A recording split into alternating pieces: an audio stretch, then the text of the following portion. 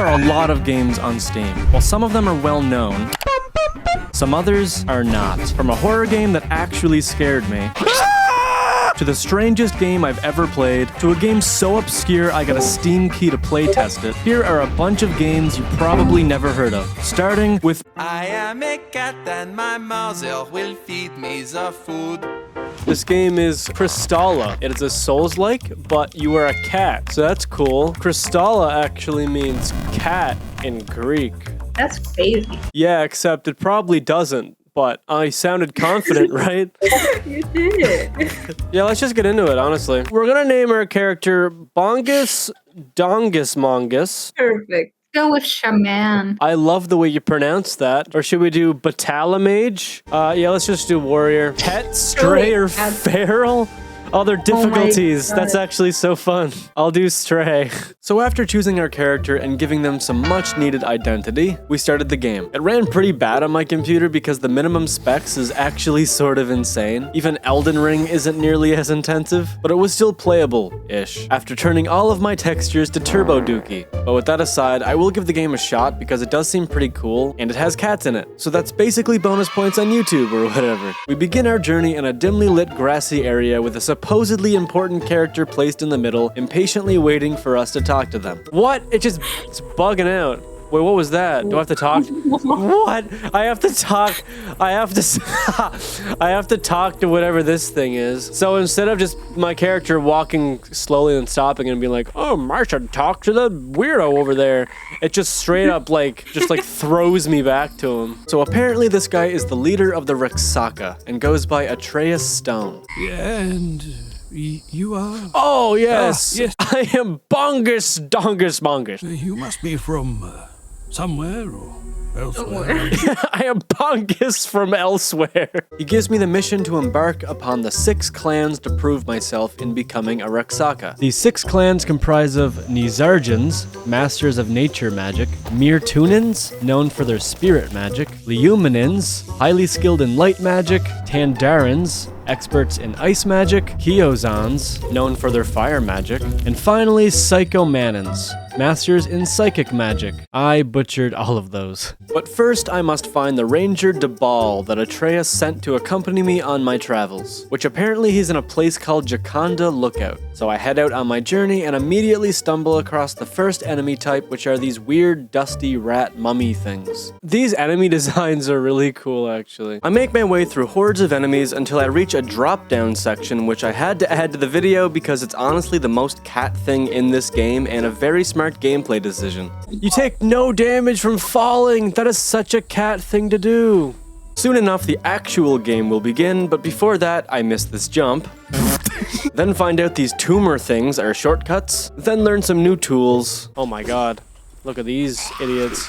Oh, ho, ho, ho. The deflect feels good, man. The deflect feels good. And then finally have an encounter with a very unnecessarily sassy lady in the next area. Make yourself useful and go away. Basically, she's a cosmic cartographer who goes by the name of Prada Lun. She mentions a bunch of words I don't understand and then laughs at me not knowing them, before giving me a mission to fetch 5 scrolls laying across the map. I'm going to skim past most things because it mostly just consists of me getting lost. There's no map, and the village is actually pretty big, and what I didn't know is that you should actually stay high off the ground to find most paths. A lot of the ways to go almost feels like you're out of bounds in modern games, so it took me a little while to find each section. For example, there's this gate in the middle of the village where there's this mini-boss type guy which I took down, and then the gate doesn't open from this side. I figured either he would drop the key or I'd have to go around the entire map to unlock that as a shortcut, but instead you just climb a house and jump over it. So with that piece of information in mind, I unlocked all of the necessary paths to find each scroll. One was in this swampy biome which I actually died by some fish creature because this area was straight up pulled from Mario Maker with its enemy placements, having multiple fish, a ton of rats, and a ranged slug guarding literally nothing useful. I found more pus balls which opened more paths, found my way into some sort of base camp which had the remaining scrolls inside. But first I had to get past some bigger enemies which, to give them credit, kinda suck. Get out of here. What? No. I returned the scrolls to Prada, and of course she had nothing good to say. I presumed failure, of course. But we did end up getting information about some secret passageways or whatever. After a little bit trying to find it, I eventually stumbled across a cave. But within it were some pretty interesting enemies like big poison spider things and whatever the hell this is. At the end of the cave, we finally reach what I've been waiting for the past hour. This game is about to get interesting. How is there no bosses yet? Yellow marked attack can't be blocked. It's weird how it told me that without an enemy to do that. Can I put it to practice, please? Maybe it's on this weird island. Oh no! I did not expect that. Okay. This boss is honestly pretty well designed. It's fairly aggressive, it has spin attacks which you can deflect and punish. He has a move where he teleports away and then can use waves at range. He can summon geysers out of the ground for a little bit of environmental hazard. All around the moveset is pretty fleshed out and feels decently fun to fight. So after a bit of perseverance, I chipped away at his health until eventually he fell, and I killed him on my first try. Then the demo ended. Very abruptly. This is the end of the demo. It just ends like that. All around, the game was decently fun, but it was pretty poorly optimized. My frames were bad and inconsistent throughout it, even with textures on low. It was also pretty janky at times. The map layout was just a maze without a map, and there wasn't as much depth to the terrain as you'd expect from a Souls-like. The items also mostly felt useless. The levels literally give you less than 1% stat when upgrading. In a game that's 40 Canadian dollars, you'd expect a bit more polish. This could also be due to the fact that it's a demo though as well, but as much fun as I did have with the game, it did perform a little poor at times. As much potential as I see with this game, I'll start our list off with a B tier. Dinosaur stomp, stomp, dinosaur stomp. This is Dino Blade, and this music is kick-ass. And then it changes into just fairy twinkly garbage. No, it's still so pretty. Oh, there we go. Yes. Oh crap. Oh, I broke something. Oh, the game crashed. A legend that I won't name because everyone already knows him. I already covered this game, I'm pretty sure. I know nothing about it, and I want to play it, so I'm gonna do it anyway, because it seems fun as balls.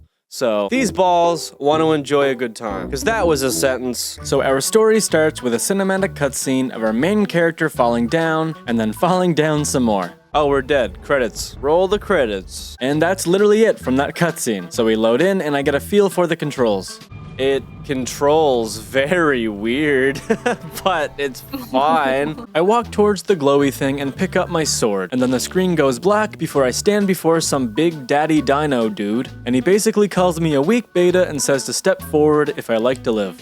Step forward if you wish to live. I enjoy living, so I took his powers, I think, and then I got transported back just to encounter my first enemy. It obviously didn't stand a chance, and I get a feel for the combat, and honestly, it feels pretty good. I make my way down the path and make quick work of the little guys, which have way too much health for some reason, before reaching my first bigger enemy. But Stagger sort of breaks some enemy AI sometimes for some reason, so it didn't really prove much of a threat. Yeah, that's what I thought. Just stand there and do nothing, like a good little dinosaur. I found my first checkpoint, but for some reason there isn't any form of upgrading in this game as of right now, so it is a little bland. Basically, you randomly level up from time to time while defeating enemies, but the gains is very minimal and progression almost feels out of your control, with the lack of customization, build variety, and levels happening automatically. After saving though, I learned more about tools that we can use, like this powerful charged wave attack, and an even more useful tool that I won't spoil until later. This level design is also sort of boring, and the enemies all feel the same up to this point, which feels fine to play, but it would be a boring watch. So I won't waste any more time and just show you guys the first boss fight, which is a little bit further down. Alright, let's go,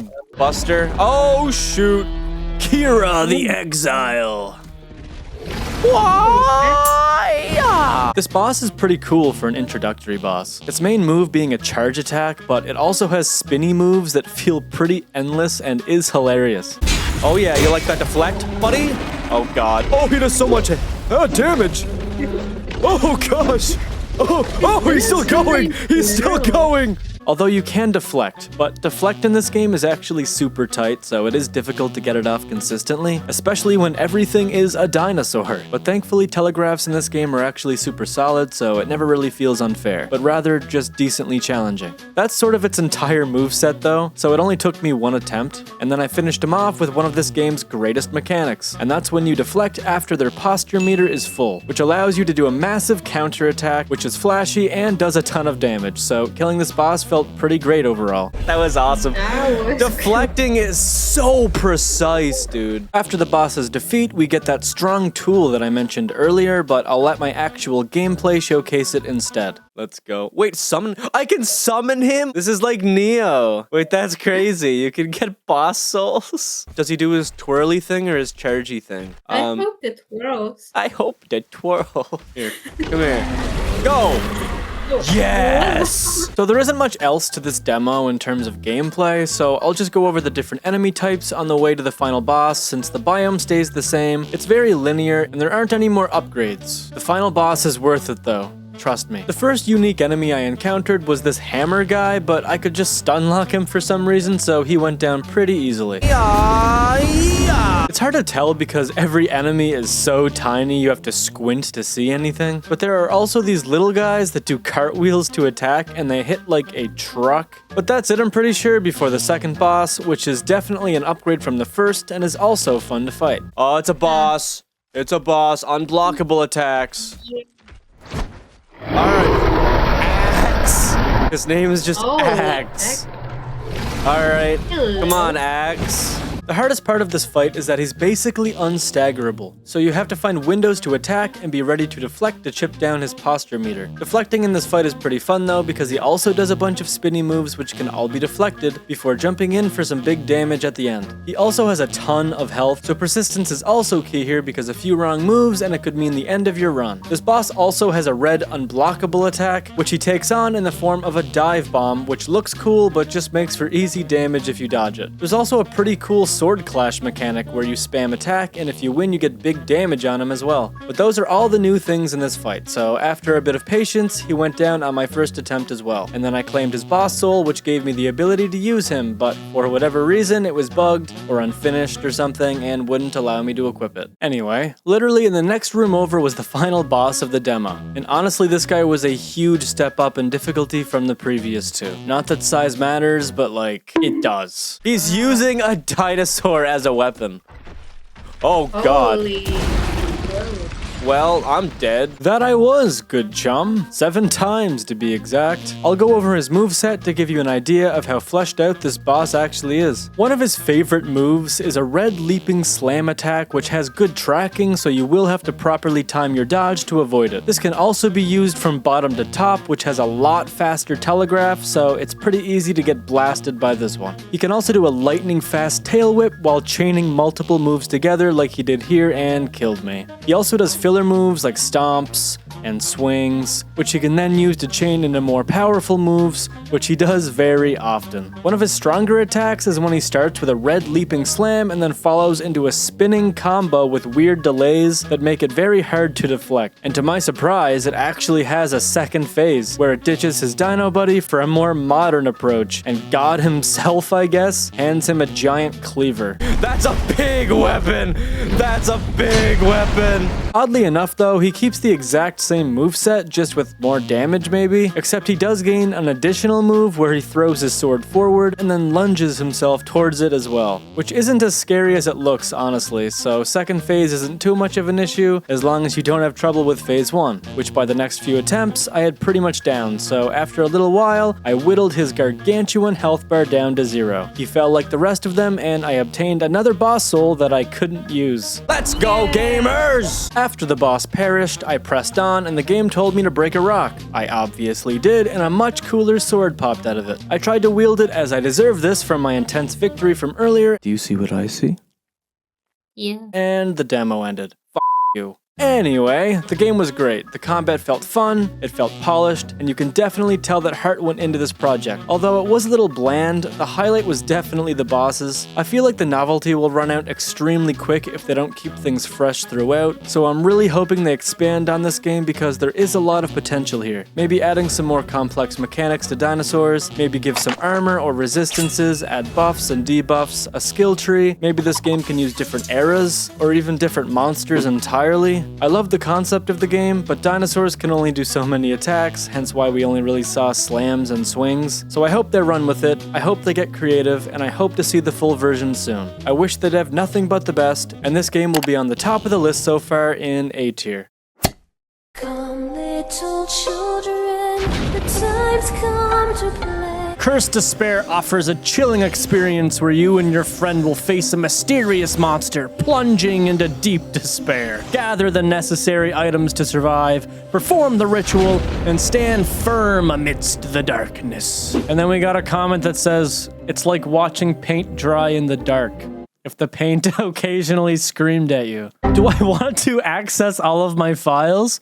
You bet! Why is the selection sound just like a reverbed whoosh? Okay, so before we start this next game, I'd like to apologize in advance because this game stutters so much, I fear that it can get infuriating to watch. It's not the footage, it is the game, and I can't fix that unfortunately. What you see us go through is exactly what we did go through. The stutters, the bugs, the inviting my friends not working for some reason, the broken mechanics, the absurd jump scares, yeah. This game has it all. So I hope anyone out there can enjoy the next few minutes of our constant torture. But until then, here's how the game starts. What are these ground textures? That's so ugly. Oh. Uh-oh. So the game starts off in a dark yard with not much to explore besides a big front door which we actually just walked straight through. Who finances this place? We made our way towards a door that is actually locked, but it requires the larder key. I don't even know what that means. After looking for it, this really strange sound effect played and continues to play seemingly at random and scares me every single time it does. I'm no woman, but like I don't find. What? What the hell was that? So after that random noise played and also this happened, I can't find anywhere to go though. What? What? What? Greg revived me and we spent 20 minutes searching for keys, which was more than enough time for Nick to end up dying. And also, if you want to know what it's like to play with Nick, here you go. Wait, Nick, where are you at? Are you dead? I'm upstairs. Are you dead? I maybe. Nick, are you dead? I wouldn't come up here though because I can Nick, are you dead? No, I wouldn't come up here though. She's camping my body. Wait, so you are dead? Yeah, I am. Oh my god. We love you, buddy. Anyway, if I'm being completely honest, there isn't much to this game. You basically just find keys to unlock doors, which have more keys for more doors, or a ritual item inside. And it gets extremely repetitive and extremely tedious. Not to mention there are 16 ritual items that we have to find in order for some reason, which drags this game on for so long, it genuinely felt like I paid money to do chores. We did have some fun with it, like when we got split up. Hi. Oh, what? Okay. No, the princess. Wait, please. Oh god, I don't want to explore this alone. Okay, wait, where are you? I'm coming back for you. Or when I nearly crapped my pants. Like, that is absurd. But other than that, I wouldn't really recommend this game at all. We all died after only getting like 2 or 3 items down. There's no progression system, it's not polished, so we gave it its rightfully deserved D tier. Juicy fruit, tasty fruit, yummy, yummy, so good. You like it? I imagine this is a Souls-like. It has the tag. This is Juice Galaxy. This looks like an old GameCube game. He's just a silly little guy. Difficulty 1 is normal, so it's a multiplier. Any increment. What? That is insane. What's my name gonna be? What's my name gonna be? First word that comes to your head, go. Juicy gas.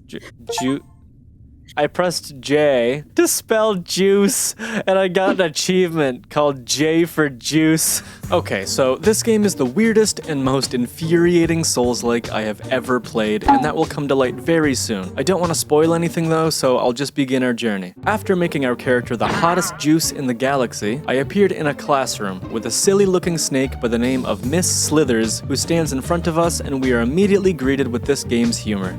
Just wow. You are really weird and gross. Thank you. She introduced herself and welcomed us to Juice School, which is basically a brainwash camp designed to make us care way too much about juice. She asks us a series of questions about juice, and if we answer wrong, she'll get very slightly upset. Wrong answer. Oh no. Prepare to die. Oh, don't! I answered all of the questions correctly, and Miss Slithers told me to go outside for some exercise and then come back. So I obviously went outside without a single thought of coming back, and this is where we meet our first friend, whose name is Ingot. Let me tell you a secret. There's a really neat toy on top of that building. What is this camera, bro? He tells me to fetch a toy from the roof, so I fly over because that's a mechanic, I guess, and the toy turns out to be a mace. Ingot gets excited at the thought of me finding a weapon and offers to be the victim for some reason. I get a feel for this game's purposefully terrible combat system, and I take Ingot down, which then he gets upset and says he's evaporating. Why is he so tiny? Oh, he is evaporating. Look, he is evaporating. Oh my god.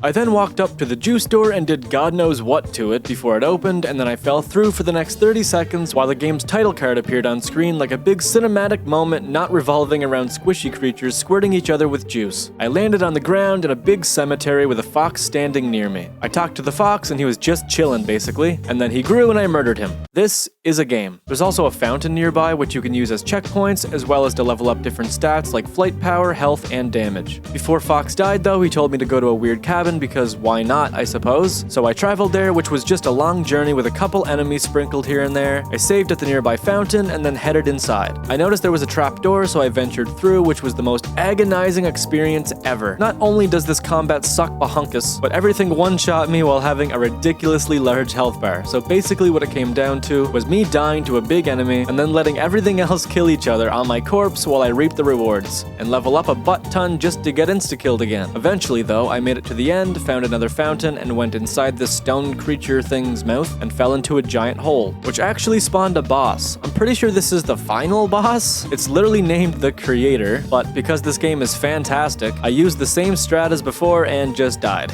And then everything else dies around me. So the boss just ended himself and I got the achievement. I was thinking on just ending the game here because it's low-key insufferable to play, but I did try to beat the boss legitimately. I tried countless times to beat this thing, but its health is ridiculous, its damage is insane, and the overwhelming minions feels impossible to manage. So I googled to see if I was missing anything, and it turns out I'm missing over half of the game. Turns out I need a plunger, which can be obtained after defeating a series of bosses, and turns out to get there I need a toilet, because of course I need a toilet. So I went through the portal, which respawned me at the beginning, but this time before reaching the cabin, I found this flying vampire dude which did unspeakable things to me, made me a vampire, and then flew away. See ya. Bye. And then I also ran into another boss which has a foot fetish for some reason, but somehow I'm not surprised. Is my allegiance unwavering and true? The Juice Queen's toes are coming for you. Greetings, weakling.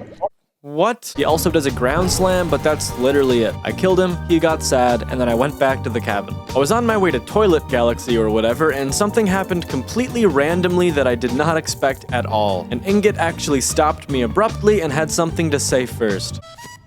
Oh, okay. What? Oi! Actually, wanna go to Bubble Town? What does that mean? So I pulled a car out of my juicy ass because, yes, we can do that, by the way, and we drive over to Bubble Town, which had literally nothing but sentient bubble men that started attacking Ingot for some reason, so after watching that for a couple minutes, we headed back to the cabin and flushed ourselves down the toilet. We then appeared in a place that obviously looks like the inside of your toilet, and traversed through the many enemies and disgusting, oddly psychedelic tubes full of juicy piss water and made our way to the first boss, who goes by the name of Sergeant Sucker Punch. Another tourist enters this land Ew. of pipes. Apparently this is the Guardian of the Clog, which that will make much more sense later. But for now, we have to defeat him, which isn't that difficult since he only has a few basic moves like doing cartwheels and kicks, and just acting stupid.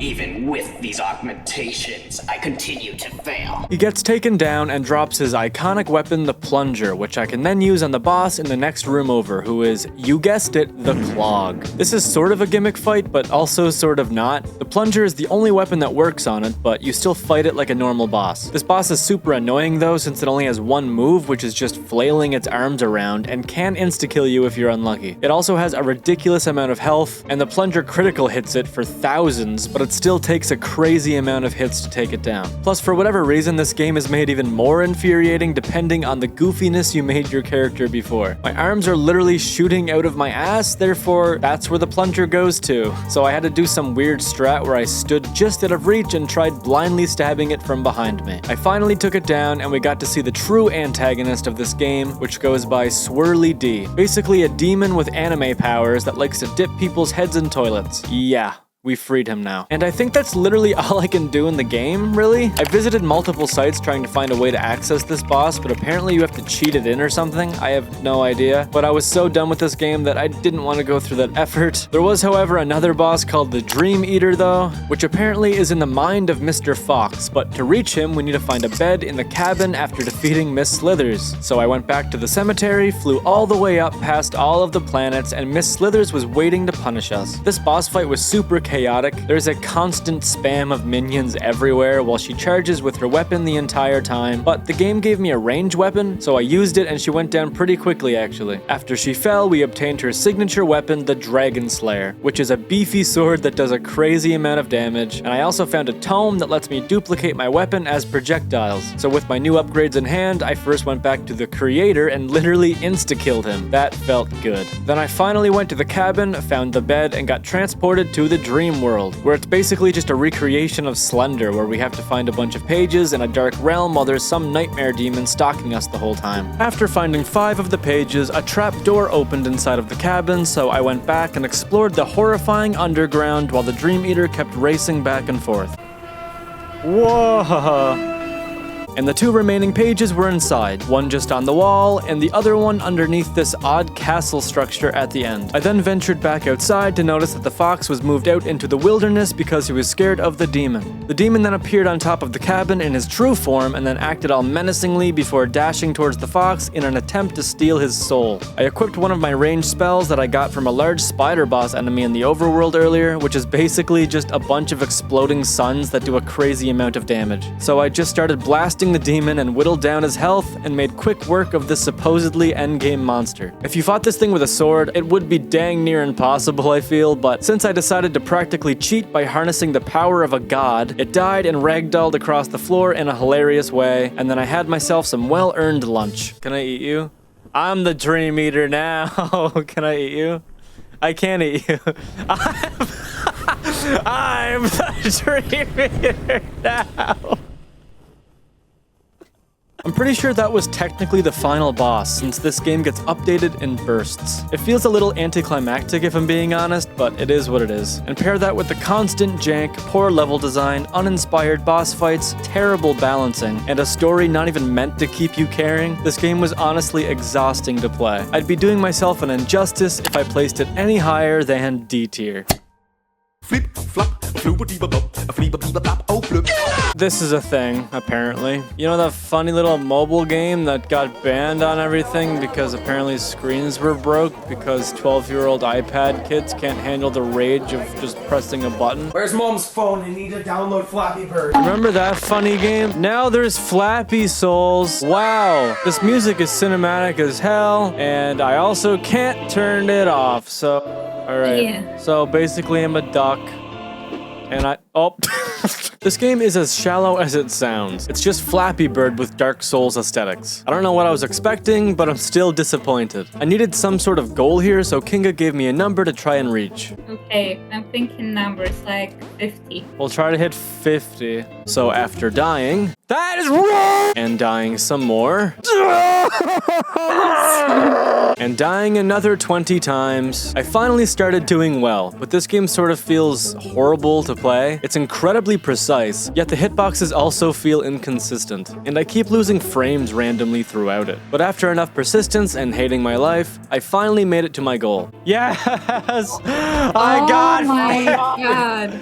Yeah. Oh, by the way, there are also these collectible swords that do literally nothing, and there are way too many of them for no reason. It goes in D tier. She was a bird, I was an arrow. Alright guys, so this is Featherfall. I know nothing about it. I assume there's a bird, and that's all my knowledge. Let's hop in. So the game starts with us breaking out of this cute little egg in a random field surrounded by cliffs and trees. I began figuring out this game's silly controls before venturing off into the wilderness to see what this game has in store. I found my first weapon laying on the ground nearby, which is basically just an ordinary stick that has almost no uses but to hit this lever just down the path, which opens a gate next to it. You can obviously attack enemies with the stick, but it's super bad and we replace it very quickly. Just beyond the gate is another pickup, which is an item used to level up our stats. I went from stick to astral worm. We continue along the path until we reach our first enemy, another bird. It was felled, and then we moved on, and a little bit further down there was a stronger enemy who this time was wielding a sword. This time we were felled, and I guess we were supposed to die eventually because we then spawned next to an NPC who can convert something called an astral feather into a weapon upgrade. And the weapons in this game actually can be pretty cool and unique, so this does come in handy later on. I also find a wooden shield just sitting out in the open, and then I also stumble across our first piece of armor. Eventually though, after defeating many enemies with varying weapons like sticks, swords, and daggers, I've come across something that I didn't expect, and it genuinely kinda spooked me. Such a long journey. What? Oh. Gamers? What is that? What is that?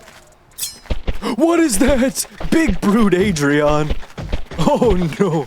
This fight is extremely simple, since this big tub of lard basically just huffs and puffs around the arena, slowly swinging his club every so often. So it came down to me just using a charge attack on him and then backing away. And after about 2 to 3 minutes of just doing that, he died, and the game rewarded me with the weapon upgrade material as well as my first actual weapon, the sword. Yeah! I got the feather! Yes! Yes! Oh, a lot of sparklies. Soldier sword, mail, and a bunch of worms. And even some better armor, which was light mail, and 3 stat upgrades too. I saved at the nearby nest and ended up in a different biome called the Bleary Backwoods. After finding another nest a few feet after the previous one, Kinga randomly joined and watched the rest of our playthrough. Hello.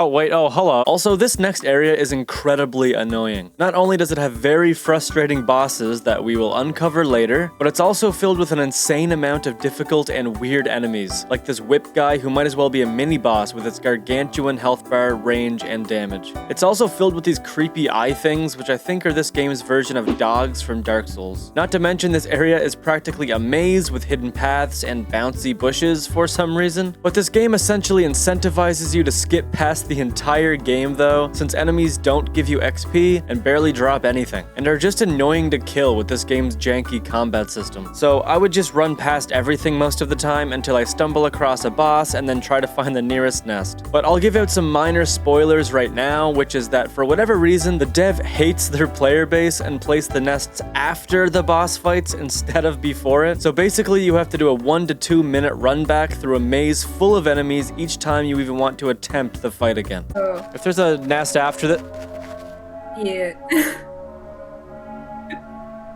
That's disrespectful. And after showing you what this next boss is, you will understand why that's such a questionable game design. Let's just give it a go. Whatever. I have more health now, or more damage, so that's surely something.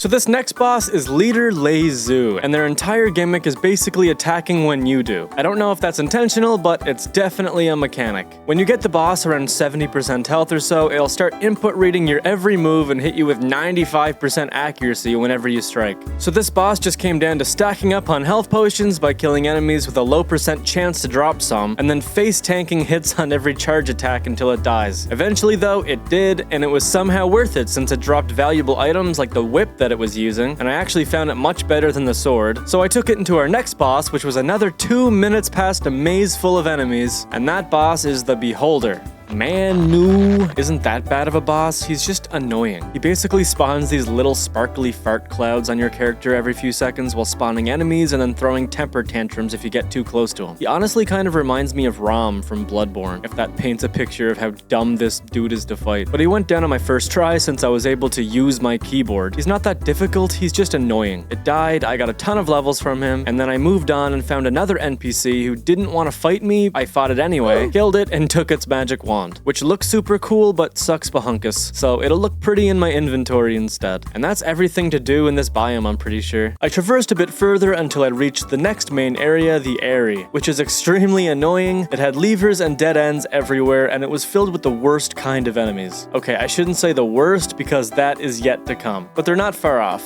Like, who designed literally anything in this game? So basically, after around 20 minutes of exploring, I finally unlocked all of the shortcuts and stumbled across the next boss, which was honestly very underwhelming the first time I encountered it, but that was before it hit the second phase, as you'll see. Ooh. Come on. Come on. Oh my god. Guard Rubus. Hey, Why? there's Why? more? Why? Why? So after the second one spawned in, it seemed impossible at first because of this game's janky mechanics, and don't get me wrong, it's still very much jank, but it wasn't as hectic as I thought it would be. They just do the usual swings and strikes and whatnot whenever you get close and attack, but this time it's mostly just about repositioning yourself until you see a window to attack. I got the first guy pretty easily, and then I dwindled the second one's health down to essentially nothing before it literally insta-killed me. Nice. What? I killed them on my second attempt though, and it was actually worth the effort because it gave me my favorite weapon in the game, which is pretty much just a mace with an ego complex and does way too much damage, at least for this area. The scaling is kind of odd in this game, so the damage basically falls off immediately as I enter the final area of the game, High Cliff. And this area sucks, but remember the worst enemy in the game I mentioned earlier? This place has them. A lot of them. Also an absurd amount of levers and runbacks to do. This place has that too. An ugly atmosphere? You bet. And to end it on a positive note, it has the worst boss design in this game by far, which is the final boss, Tormented King Damon. Demon? I don't know. And it only has 2 moves. Be annoying and teleport, or spam a barrage of skulls that obliterate your health bar. This took me the most attempts by far. I looked up a tutorial on how other people did this boss because it seemed BS, but every single one of them showed the cheese method, which didn't even work for me. So I did it legitimately, meaning I wanted to Alt F4 my life. I said I did it, which usually means I completed it, but in this case, the it I did was uninstalled the game. I'm not even joking. This boss is straight up unfair. There isn't any strategy, you basically just have to spam health potions through the entire fight to keep up with his BS. But health potions in this game are consumable, so unless I wanted to prolong my suffering, I just cut my losses and moved on. For reference, I've beaten Sekiro, Elden Ring and its DLC, First Berserker Kazan, Silksong, Wu Chang Fallen Feathers, Neo 3, and every other Souls-like under the sun, and all of their final bosses took me less attempts than this ugly clump of pixels. It genuinely feels impossible without completing the entire game's content just to face tank the entire fight. And with this game having no fast travel and an endless amount of jank, I decided to just say, here's what you get for completing the game. You guys happy now? Good. Cause I'm not. F tier. This game's Deterra Time. Developer reached out to us, gave us a Steam key to try this out, so there are no reviews, no anything. It's new, freshly baked, spawned yesterday. I don't know when it came out, but... And also I have someone... This game looks like it's made from paper and glue. It's like grandma's baked goods, made with love. Your grandma makes cookies from paper and glue. We came here to play Deterra Time, not judge my grandmother. I'm not reading all that, not gonna lie, Dev, I'm not reading all that. Narrator me, you read it and give a summary to these guys, thanks. So basically what the text reads was our character was on the way to a party when a new dealer offered him a pill that was strangely neon green. We will learn about the significance of this pill later. After trying the substance, our character got on a train, passed out, and woke up at an unfamiliar place. Just before we start the game, our character hears a strange voice that says, "Don't forget, you can never be late in this place." And then we start our journey in whatever this place is. Oh no. After tinkering with the hilarious controls, it seemed like there was nowhere for us to go except for an old homeless man standing over by a barrel. So we talked to him, and this might be the funniest piece of dialogue in video game history. Ah, what are you looking at, sonny? This is great. I'll break your pretty face. Is this guy hitting on me? He goes on for a while. Oh my god. Oh, fucking hell. Before eventually mentioning that he misplaced a key to open the locked door nearby. So we went on his drunken scavenger hunt and found it just sitting over in the corner. The door unlocked, but there's something very ominous waiting for us inside. Are they coming over here? No. Hello? Hello? What do you got on me, huh? Oh, I can talk to this guy. Who Who are you? Is that the same guy? You look like one of them ugly, spiky Hey, I don't even know you, man. First impressions, jeez. He then turns on me and I'm forced to end him and steal his key to progress to the next area. Damn, look at him land down there like one of those ugly, spiky We find what is this game's version of a health potion. What is this? Why is there like... what? Bottle of vase? And then meet up with a mysterious woman who has some insight on the substance I took earlier. Basically, there is this new drug going around called D. Everyone's flirting with me, bro. It's insane. Apparently, it's a psychoactive drug made from a datura plant. Basically, it makes you see things that aren't really there, which I assume is why after finding some more pills, this creepy demon lady spawned and chased me around for a bit before I ended what I can only imagine is a completely innocent woman, but I'm just hopped up on some datura.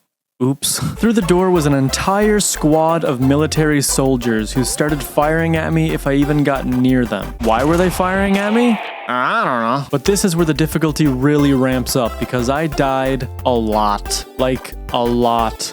I'm out of ammo. What? They're standing in fire! Why are there so many? I have a Nerf weapon, bro. It's kind of challenging, but I'm kind of digging it. I keep going through the endless amount of soldiers and past a tank. Watch you see this guy over here. Oh my god! Does a tank shoot at me? Before eventually entering a bunker. But it was too dark in there, so we were equipped with a lighter, which uses lighter fluid, and that fluid is added as another collectible we find on the ground alongside ammo, pills, and health.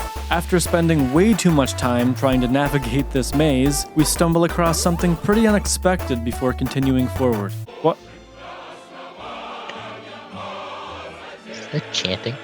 Looking past that, we ended up at a very odd-looking room with a bunch of random floating objects and an intriguing bright beam in the middle of the room. What the hell is this place? What are these symbols? Honestly, I don't even think the developer knows what's going on here, to be honest. It warped us to an alternate dimension where there's nothing but floating tiles and a pyramid for some reason. So it's essentially just an obstacle course made with falling platforms and janky physics. Me running towards the refund button. Oh my god, 2 seconds. You ran out of breath. And some more janky physics. Are you sure you're supposed to use this with a controller? Yeah. Like, there you can wait. You can wait there. What the fuck? I keep going through the many platforms until I finally reach the pyramid. Let's see what this is about then, I guess. I keep climbing up to the top where I speak to some sort of entity who can speak English just about as well as I can. You have What? Yes. You have far come so much? What? To sum up, Big Alien Daddy noticed that I have a tolerance to the datura plant and wants to use me as a soldier to fight evil. So I get sent back, I find a rocket launcher, which I of course use on the tank. Woo! And the next 20 minutes or so, I spend traversing another bunker, eliminating the entire population inside in the process. Okay, so to wrap this up, we did one last thing for this playthrough, and it was defeating our first major boss, and it was ridiculous. It had an insane amount of health. There were minions scattered all over the room. He was fast. He killed you almost instantly. And he talks so much for some reason. You don't even know where you are, do you? This is the zone. The zone. Our The zone. You don't know. Our rules. You don't know where you are, do you? Well, neither do I. Neither do I. This is the zone, buddy. This is the place, and you're gonna follow the rules. So after I died, and died some more, I finally defeated him. He popped out of existence like nothing happened, and we were just left alone with our thoughts in silence. So that's the game, at least all that we played, just to give it a spin. And honestly, props to the dev. It was a fun experience all around. A few bugs here and there and janky controls, of course, but it had charm to it. It may not be my cup of tea, but I'm sure many people out there would love it more than I did. If you wanted to give it a try for yourself, it's on Steam right now to grab if you find some spare change in your couch. Thank you again to the dev for sending me the key to try this game out, and I wish you the absolute best. Your next game, ladies and ladies, is what is the game called again? Wait, Oh my god. Spellbound Stumble. That sounds nice. It's not. Oh, it's free. Oh my god, you shouldn't have. Enjoy your free while it lasts, buddy. Oh no, you're buying me the next game. The top comment just has nothing in it. So, I'm gonna be honest, we did not play this for long and you will see why. This isn't even a game. We couldn't get it to work. It doesn't even have game audio for some reason. I have no game audio. Why is there no game audio? The guys joined in, we started firing at each other, dealing no damage because we couldn't figure out how to change teams, or if we even could change teams. So that one, unfortunately, went straight in the bin. Hide your kids, hide your wife, hide your kids, hide your wife. Your next actual game, I think... Are you sure? Actually, no, I take that back. I take that back. It's Escaping Diddler. What? I'm definitely removing this off my account. I'm going This offline. is $6. Like, are we? I am God, going come offline, on, man. I'm going offline. Are we serious? No, you know what? Oh, you joined. Nice. Oh, it just said quick match. Oh yeah. I mean, I guess it's the only person here. Yes, I love hearing multiple of you. Oh, can I not mute you? Yes. Oh. Yes. Yep. Exactly. So the way this game works is we have to escape this guy until we find all 5 bottles of oil, but the enemy is a lot scarier and a lot jankier than you'd think. Oh, someone's dead. Wow. Someone's dead. Oh. No! No! No! The music only. Oh my kicks god! in. Oh my god! Oh my god! Oh my... Put me How in do like some place or something. How do I... Why am I being beat up again? No! Oh. After Nick and I both died, Greg was the only person left, but he thought he noticed 2 enemies in the game now instead of just 1. Is there a diddler for every bottle? That's not a sentence I expected to say today. Greg actually then just left the game voluntarily and refused to play this any longer. Did you already refund it or something? Yeah. Did you actually? That's very funny. Yeah. So it went straight into F tier and we moved on. You're a goofy goober. Your next game is Goober Dash. Goober Dash, the Goo-tastic Battle Royale extravaganza. Very good and interactive game. 10 out of 10. I play very often. My friends are Goob Noobs, and I am Boo God. 3 times world champion.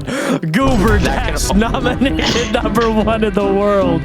Honestly, Stevie Wonder could play this. It's that easy. Is Goober Dash the new hit of like 2026? So to summarize how this game plays, picture Fall Guys meets Bloody Trapland. You get put in a room with 15 other participants and you race to the finish. But only a certain number of people qualify each round, and there can only be 1 winner, which is a lot more hectic near the end because it's a survival arena of sorts where you can also try to eliminate other players directly, which I tried taking advantage of. I'm going out. I'm going for you, buddy. What? Oh, let's talk about this.